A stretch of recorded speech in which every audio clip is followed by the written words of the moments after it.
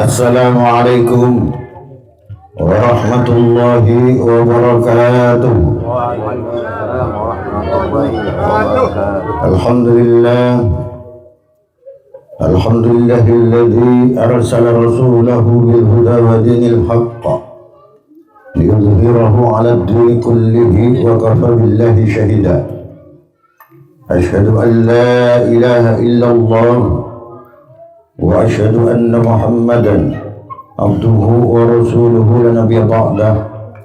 Allahumma shalli wa sallim wa barik wa karim wa addim ala sayyidina wa habibina wa syafi'ina wa maulana Muhammad wa ala alihi wa ashabihi ajma'in. Hadratul mukarramin, sina para alim, para ulama yang kami muliakan, Kiai Haji Muslim Muallim yang kami muliakan, Al-Ustaz Mahmud Mursalim SPD yang kami muliakan, Al-Ustaz Umar Thali, segenap pengurus dan jemaah Majelis Hafizul Quran Al-Mubarakah beserta para undangan yang mungkin hadir pada kesempatan malam yang berbahagia ini, yang kami hormati dan kami taati. Alhamdulillah, bersyukur kepada Allah Subhanahu wa Ta'ala sehingga pada malam hari ini Allah kembali memberikan nikmat sehat dan sempat sehingga kita dapat bersama-sama hadir di rumah kediaman saudara kita Bapak Murjamin, yaitu dalam rangka melaksanakan rutinitas majelis Khatmil Quran Al-Mubarakah. Tentu harapan mudah-mudahan kegiatan amaliyah yang kita lakukan pada malam hari ini akan diganjar oleh Allah Subhanahu wa Ta'ala.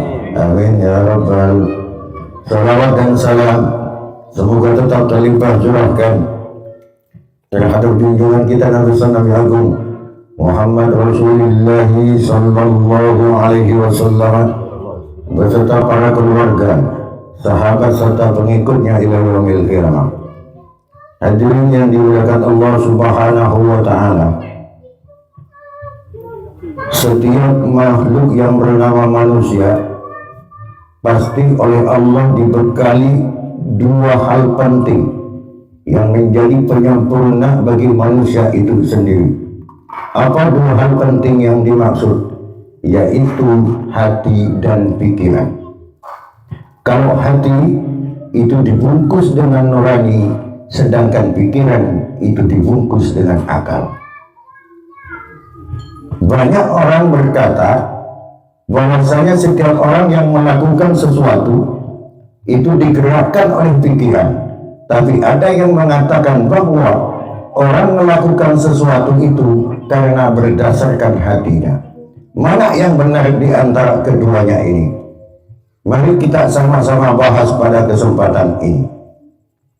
Kalau umpamanya kita makan, maka yang menggerakkan tangan beserta lidah kita itu adalah pikiran kita. Sedangkan apa yang ada di pikiran kita itu semuanya berdasarkan dari hati kita. Artinya segala sesuatu itu bersumber dari hati.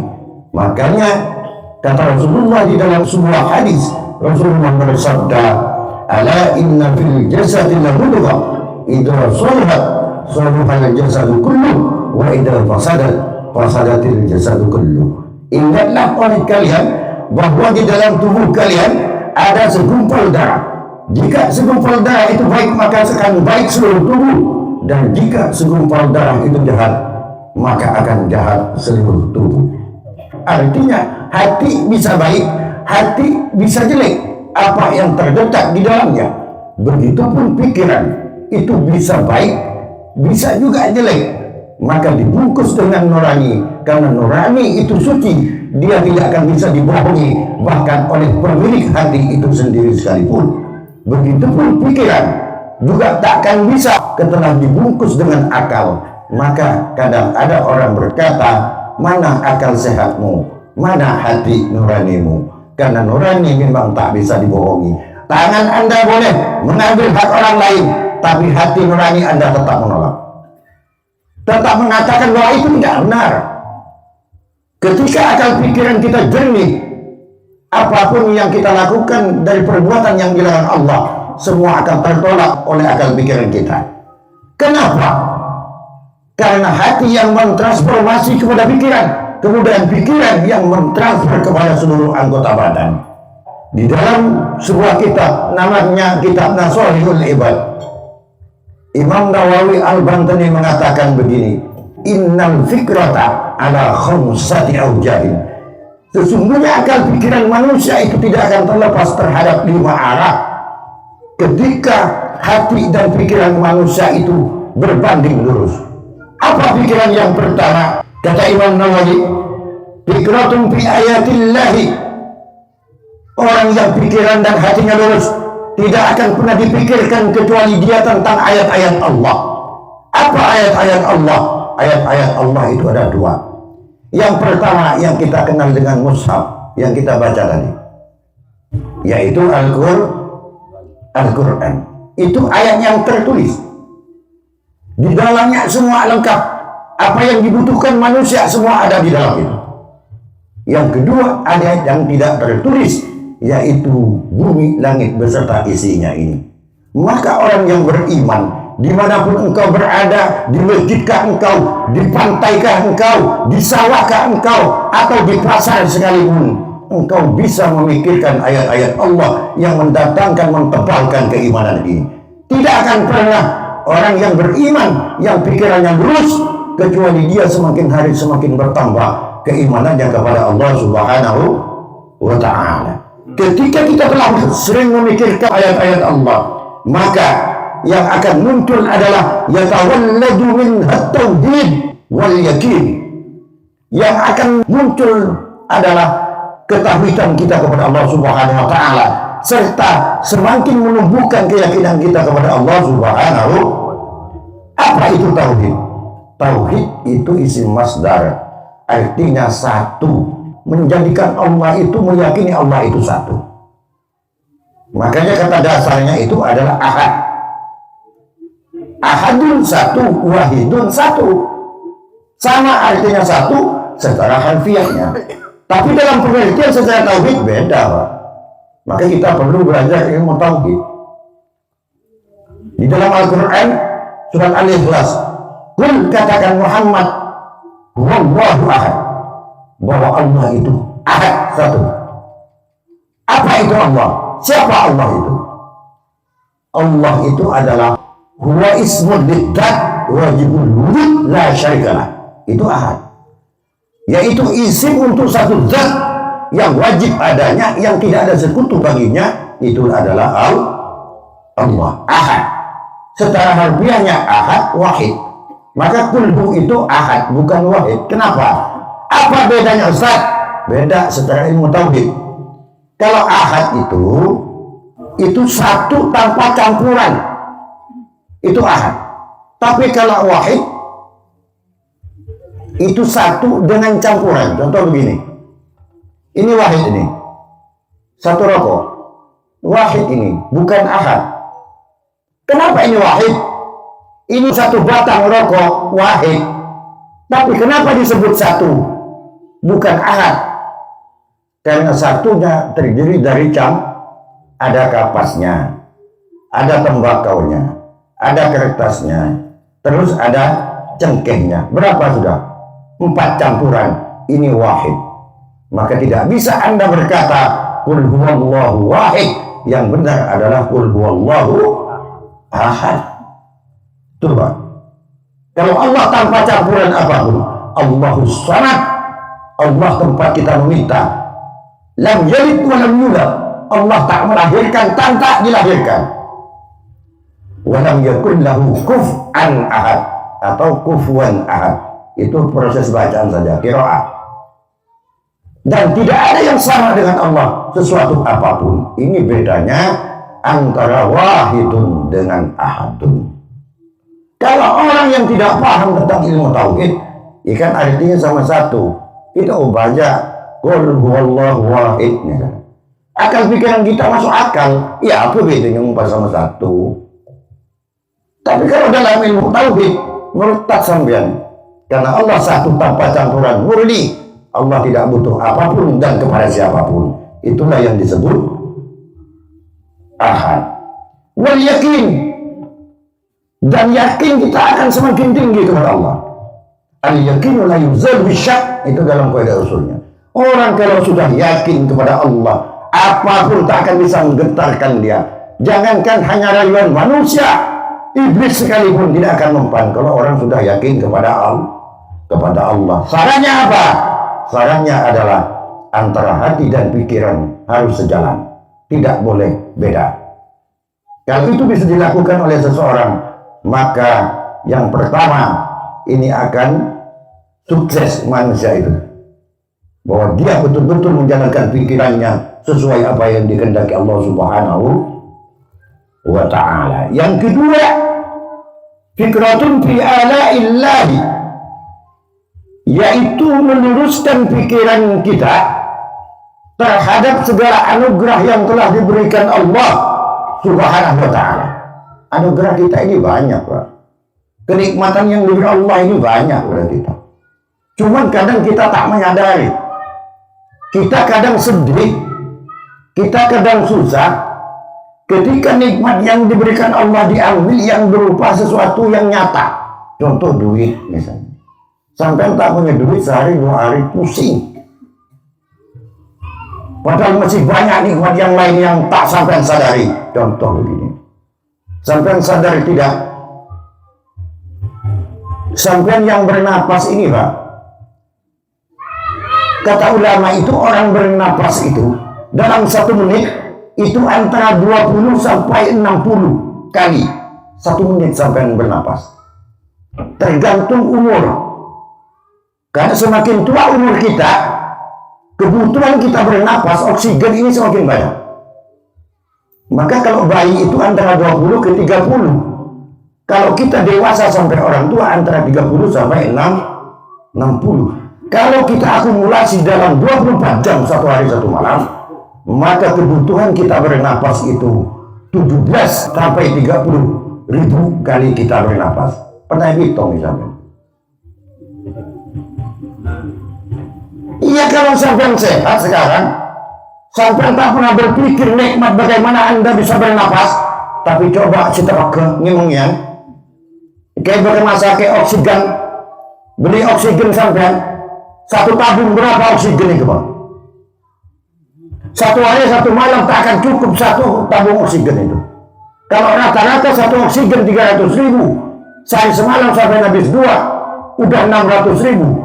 Kalau seminggu, sebulan, makanya kita tak akan mampu untuk membalas, tak mampu untuk menghitung nikmat yang telah diberikan Allah. Wa in ta'uddu nikmatallahi la tuhsuha. Kalau itu bisa kita pikirkan selaras dengan hatimu, maka yang akan muncul adalah yatawalladu minha al-mahabbatu wasyukru. Semakin cinta kita kepada Allah, semakin cinta, semakin sayang kita kepada Allah, semakin sayang kalau kita meninggalkan perintah Allah, dan syukur selalu berterima kasih kepada Allah Subhanahu wa ta'ala. La in syakartum la azidannakum wa la in kafartum inna adabi lasyadid. Kalau makin bersyukur akan ditambah. Kalau kita ingkar kepada Allah, bahwasanya adab Allah itu adalah pedih, Pak, diancam oleh Allah Subhanahu wa ta'ala. Ada sebuah kisah begini tentang syukur ini, dijelaskan di dalam kitab As-Siqat dan juga dijelaskan di dalam kitab Asy-Syifa. Ada seorang sahabat Rasulullah SAW. Dia bernama Ibnu Kilabah. Nama aslinya adalah Abdullah bin Zaid. Itu nama aslinya, cuma dikenalnya dengan Ibnu Kilabah. Suatu ketika ada sahabat yang lain, Ibnu Haris namanya. Wa fi riwayatin, dalam satu riwayat itu namanya yang menemui Ibnu Kilabah ini bukan Ibnu Haris, tetapi Abdullah bin Muhammad, yang juga sama-sama sahabat Rasulullah. Kita tidak perlu persoalan dalam riwayat ini antara 2 orang ini. Yang terpenting adalah kita mengambil hikmah dari pelajaran kisah ini. Kita pakai saja Ibnu Haris.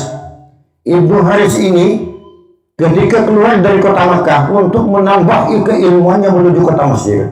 Di daerah Aris, di pinggiran kota Mesir itu, kemudian di dalam perjalanan itu dia melihat satu gubuk.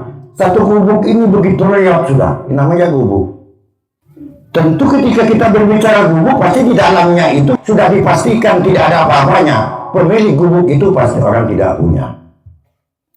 Tetapi ada satu hal semakin mendekat, Ibnu Haris ini ada satu keanehan yang didengar oleh dia. Apa keanehan itu? Dari dalam gubuk itu muncul suara yang tak henti-hentinya. Apa yang dibaca? Alhamdulillahilladzi faddalani ala katsirin mimman khalaqtani tabdila. Ya Allah, segala puji bagimu karena engkau telah menganugerahkan kepadaku keutamaan yang tak kau berikan kepada orang lain. Penasaran Ibnu Haris, karena rumahnya ini hanya gubuk, kok bisa muji kayak gitu? Seharusnya kan yang muji kayak gitu orang yang kaya raya, yang rumahnya gedung, hartanya banyak. Tapi orang yang satu ini doanya kayak gitu. Diintip oleh Ibnu Haris, ternyata ada di dalam itu satu orang yang bernama Ibnu Kilabah ini. Dia terbujur kaku berbaring, tapi bibirnya tak pernah kering. Dia selalu menyebut doa yang tadi itu. Akhirnya Ibnu Haris ini mengucapkan salam. Satu kali, dua kali, tiga kali mengucapkan salam, tapi tidak ada jawaban dari pemilik gubuk. Akhirnya Ibnu Haris memberanikan diri masuk ke dalam gubuk itu, kemudian mendekati pemilik gubuk itu, mengucapkan salam di dekat kupingnya, baru dijawab, Assalamualaikum waalaikumsalam. Berbincang mereka berdua ini, intinya yang ditanyakan oleh Ibnu Haris ini adalah, Bapak, saya tadi mendengar kamu selalu berdoa memuji Allah, kamu bersyukur kepada Allah atas keutamaan-keutamaan, atas nikmat-nikmat yang telah diberikan kepadamu oleh Allah Subhanahu wa Ta'ala. Apa kamu tidak salah berdoa seperti itu? Karena yang kulihat rumahmu gubuk, di dalam gubuk tidak ada apa-apa, engkau terbaring kaku, yang mau kau makan di sampingmu saja tidak ada. Kenapa bisa kamu bersyukur seperti itu? Rupanya Ibnu Kilabah ini, dia tak punya kaki, dua-duanya tak ada, buntung. Kedua tangannya juga terputus, matanya buta. Yang tersisa hanya kupingnya, masih bisa mendengar, tapi agak tuli. Kalau tak kuat kita ngomong di dekatnya itu tak akan kedengaran. Yang tersisa sempurna hanya lidahnya ketika dia berzikir kepada Allah Subhanahu wa Ta'ala. Ditanya seperti itu oleh Ibnu Haris, apa jawab Ibnu Kilabah? Ibnu Haris, bagaimana aku tidak bersyukur kepada Allah? Bagaimana aku harus khawatir kepada Allah tentang rezeki yang telah diberikan Allah kepadaku? Aku masih diberi oleh Allah mulut yang fasih untuk mengaji. Aku masih diberi lidah oleh Allah untuk selalu berzikir kepada Allah. Kupingku meski samar masih bisa mendengar. Bukankah itu kenikmatan dari Allah? Bahkan sampai hari ini aku masih diberi oleh Allah untuk bisa bernapas di muka bumi ini. Kalau persoalan rezeki aku takkan pernah khawatir. Wa ma min dabbatin fil ardi illa 'ala Allahi rizquha, kata Ibnu Kilabah. Tidak ada dari binatang yang merayap sekalipun kecuali Allah yang memberi rezeki kepada kita. Mendengar jawaban ini, tertegun Ibnu Haris ini, seorang Ibnu Kilabah yang kaki buntung, tangannya putus, matanya buta, yang sempurna hanya lidah dan mulutnya, tapi dia lidahnya tak pernah kering. Dia selalu mengucapkan pujian-pujian kepada Allah Subhanahu wa Ta'ala. Sedangkan Ibnu Haris itu sendiri wajahnya sempurna, tangan kakinya lengkap, matanya bisa melihat, kuping bisa mendengar, mulut bisa berbicara, tapi tidak mampu untuk bersyukur atas kenikmatannya sebagaimana yang telah dilakukan oleh Ibnu Kilabah itu. Ini sebagai pelajaran untuk kita juga. Kita kalau dibanding dengan Ibnu Kilabah kurang apa, Pak? Rumah jangan-jangan dan ketapang,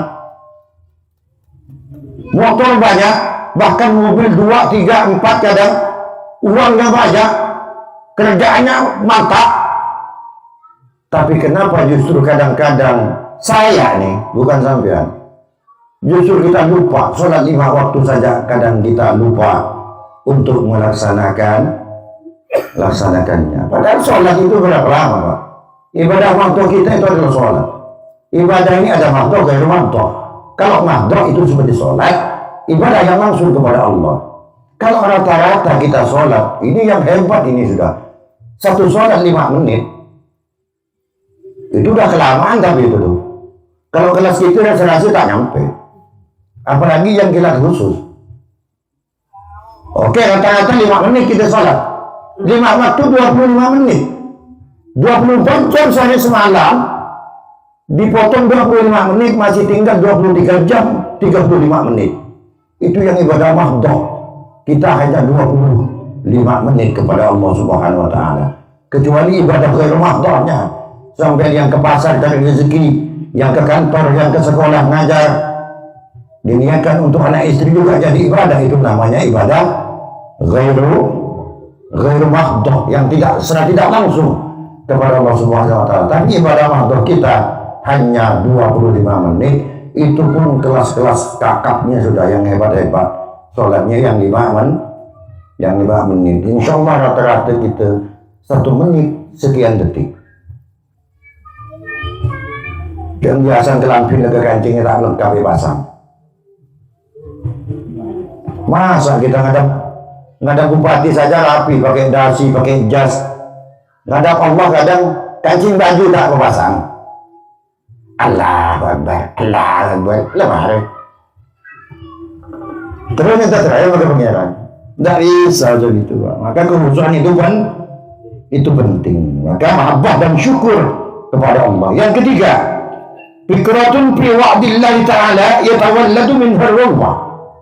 Yang ketiga adalah pikiran yang lurus itu, dia akan arahkan kepada janji Allah. Apa janji Allah? Fa'alikum bil jannah wa fa'alikum bis sa'ir. Orang yang ibadah lurus kepada Allah, dia akan dijanjikan surga. Tapi yang bengkok akan dijanjikan neraka oleh Allah Subhanahu wa Ta'ala. Dengan itu yatawalladu min harwah. Orang yang pikirannya lurus dengan hatinya, maka dia akan hati-hati bahwa janji Allah itu adalah benar, janji Allah itu pasti. Ketika kita baik akan dibalas baik, ketika kita jahat akan dibalas jahat. Itu yang ketiga. Yang keempat, fikratun fi wa'idillahi ta'ala, yaitu pikiran kita, rasa takut kita terhadap ancaman Allah Subhanahu wa Ta'ala. Yatawalladu minhul haibah, yang dengan itu kita akan hati-hati dalam setiap langkah. Kalau kita lalai sholat, belum sholat, aku belum sholat nih, ancaman Allah neraka, akhirnya cepat ambil wudu, laksanakan sholat. Bulan Ramadan kita diwajibkan puasa, tidak ada halangan syar'i. Kita yang awalnya dia tak mau puasa, kemudian karena takut dengan ancaman Allah, kemudian kita laksanakan puasa itu. Orang kalau sudah hati dan pikirnya lurus, maka dia akan tegak, takut terhadap ancaman Allah Subhanahu wa Ta'ala. Yang terakhir, yang kelima, fikratun fi taksir nafsihi anit ta'ah ma'a ihsani ila Allah Ta'ala wal haya. Orang itu ketika beribadah, kalau hati dia lurus, pikirannya lurus, sejalan dengan hatinya, orang tidak akan pernah merasa banyak ibadah. Orang tidak akan pernah merasa bahwa dia paling pintar. Orang tidak akan pernah merasa dia paling hebat. Kenapa? Karena orang yang merasa itu orang yang dipengaruhi oleh setan. Orang yang belum bisa mengendalikan nafsunya. Ingat, Pak, tidak ada makhluk di dunia ini kalau masalah kepintaran yang bisa mengalahkan iblis. Iblis diusir dari surga bukan karena dia bodoh. Bahkan seluruh makhluk manusia dari Nabi Adam sampai kiamat nanti, tidak ada satupun makhluk yang bisa mengalahkan iblis di dalam kepintarannya. Apalagi kita. Tapi kenapa iblis diusir Allah dari surga? Karena satu, sombong. Maka orang yang sombong, sombong dengan ilmunya, sombong dengan hartanya, sebiji zarah sekalipun ketika ada di dalam hatinya, maka haram dia masuk surga Allah Subhanahu wa ta'ala. Hati-hati Pak kita yang pintar, yang merasa sudah hebat. Maka kita menilai orang itu gampang sebenarnya. Kalau menilai orang itu tawaddu, betul tawaddu kepada Allah, gampang Pak. Mau nilai ustaz-ustaz misalnya, Abdurrahman misalnya, lihat saja. Mau nangal dengar lah, terlalu hormat itu. Oh, berarti belum itu, belum. Tidak apa-apa nih. Tidak ada apa-apa masih. Berarti dia masih dikendalikan setan. Maka untuk menjaga hati itu berat Pak. Untuk menselaraskan hati dengan pikiran ini berat. Maka kata ulama 5 ini. Kalau Anda lurus, maka 5 ini akan terjadi pada dirimu. Maka engkau akan menuju pada titik yang sempurna. Apa yang sempurna itu? Ya ayyatuhan nafsul mutmainnah, irji'i ila rabbiki radiyatan mardiyah, fadkhuli fi ibadi wadkhuli jannati. Itu akhir hidup orang yang bisa melaksanakan 5 ini. Dia tidak akan pernah mati kecuali mati telah melihat surga Allah Subhanahu wa ta'ala. Mudah-mudahan kita semua diberi taufik dan dibimbing selalu oleh Allah Subhanahu wa ta'ala untuk bisa melaksanakan yang 5 ini, agar Allah Subhanahu wa ta'ala meluruskan hati dan pikiran kita. Apa yang kita lakukan tidak ada lain kecuali kita mengharap ridho Allah Subhanahu wa ta'ala. Bapak sekalian yang dimuliakan Allah, mungkin ini yang dapat saya sampaikan, mudah-mudahan bermanfaat untuk kita semua. Allah yuwaffiquna wa yarda. Wallahu muwaffiq ila aqwamit thoriq. Wassalamualaikum warahmatullahi wabarakatuh.